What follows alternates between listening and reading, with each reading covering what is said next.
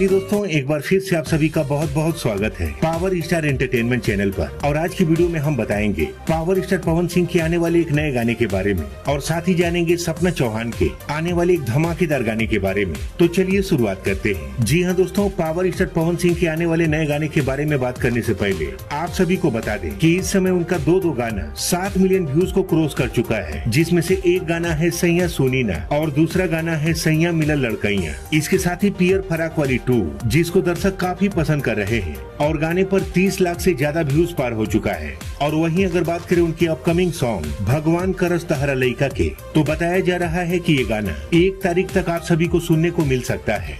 और कल के दिन रिलीज हो रही है पावर स्टार पवन सिंह की सुपर हिट फिल्म हर हर गंगे यूट्यूब पर। अब चलिए बात करते हैं सपना चौहान की। तो कल सुबह 6 बजे आ रहा है उनका नया गाना, जिसका टाइटल है ठकुराई, और ये गाना हारमोनिया रिकॉर्ड्स पर रिलीज किया जाएगा। तो फिलहाल के लिए बस इतना ही, मिलते हैं अगली वीडियो में।